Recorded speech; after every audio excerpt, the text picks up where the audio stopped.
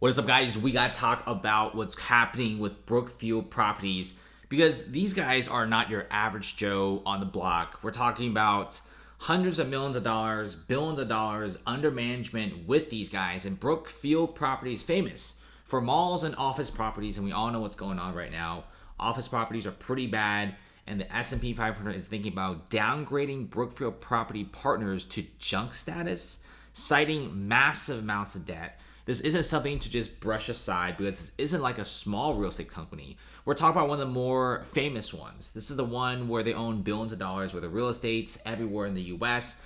And like I said before, they love investing in offices because that used to be one of the most profitable things. The reason why offices are so profitable is because when you do have tenants, they, one, stay for a very long time.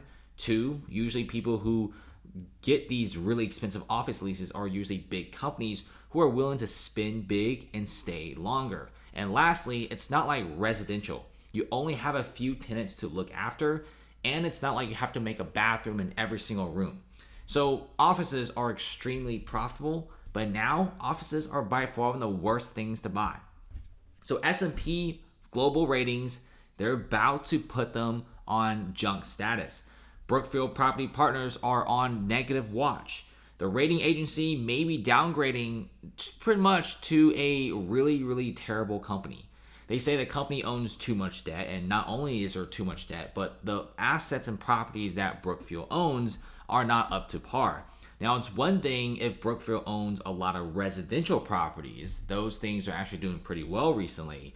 But it's another thing when you own a bunch of offices, which not a single person really wants, right? And they actually recently took one of the fattest losses in real estate history with like the San Francisco Mall. So if you look at San Francisco, this used to be owned by Brookfield. I was pretty shocked myself. But if you check out Westfield Mall right here, this is one of the biggest malls in the US and the biggest in San Francisco. They have now officially foreclosed. It's $554 million loan default. We're talking about $500 million of loans just pretty much going poof. And this shows you that nobody is renting these malls, these offices, and this is a big hit to Brookfield Properties. And you don't really want to be downgraded by the S&P guys. These guys call the shots, and when you're downgraded, you spook investors, and investors do actually leave. This isn't like some Twitter handle that's downgrading stocks. We're talking about the S&P 500. These guys are going to be the OGs. They call the shots, and people do listen. So this is scary, guys. And we could be seeing much more pain to come because when most of the portfolio is just offices, it's not a great sign considering many of these offices, one, they could barely be rented out, and two, when you sell it in places like the Bay Area, you're selling for 50% off or more. And I'm not even exaggerating. Go look at some of the transaction sheets for some of these massive towers. They're selling for pennies on the dollar, and they're still doing the same thing. And same kind of stuff is happening in other places like Seattle, right? Seattle's office property is pretty busted up too, with vacancies headed towards 17%. It's not as bad as San Francisco, but you get the idea. Many of these offices and their values and the mall values are no longer as high as before. It used to be offices is like the tippity top, most important thing. But now even places like Manhattan, if you go to Manhattan's Hudson Yards, their newly built skyscraper district, even Hudson Yards is facing some pretty crazy stuff, right?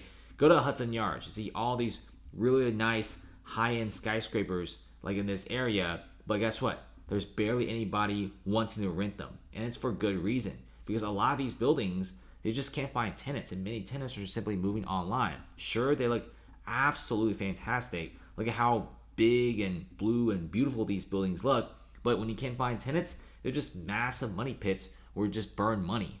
And if you look at this, American Eagle sues Westfield over San Francisco mall conditions. Guys, this is happening in a lot of major cities in the US, with some of the biggest cities in the US having the most amount of office real estate, but at the same time having the worst rating in terms of street safety. It's simple as that.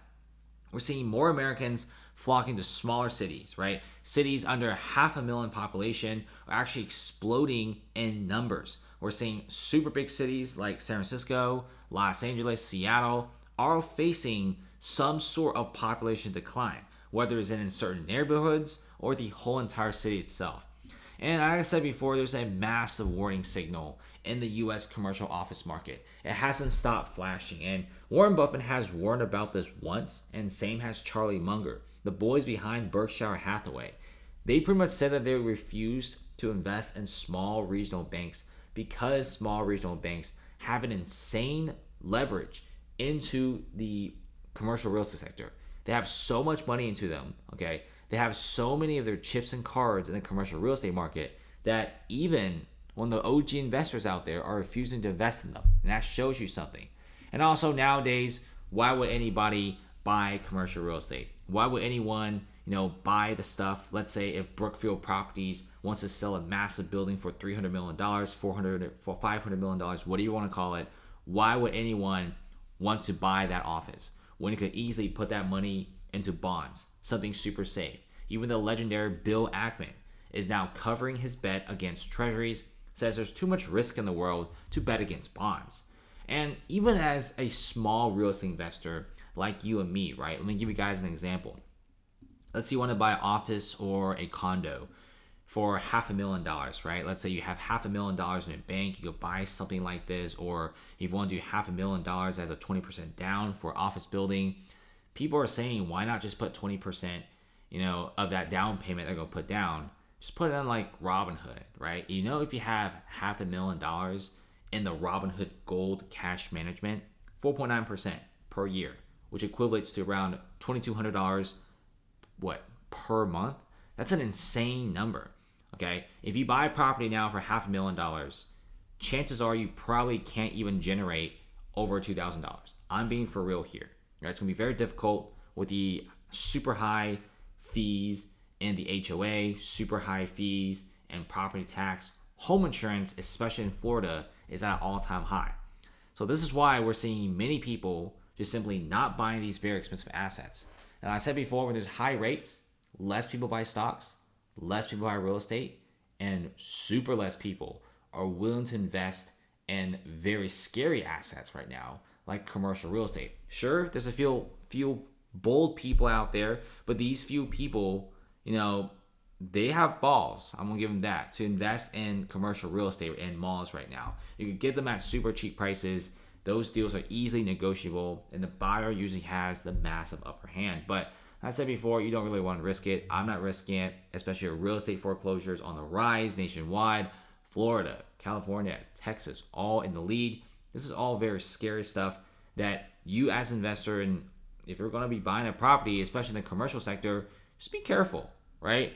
And plus, if you want to make money and you have hundreds of thousands of dollars of cash, just put it in like a high-end savings account, CDs, bonds. It's just so much safer and you still get money. Thanks for watching, guys. See you later. Like, comment, and subscribe for more.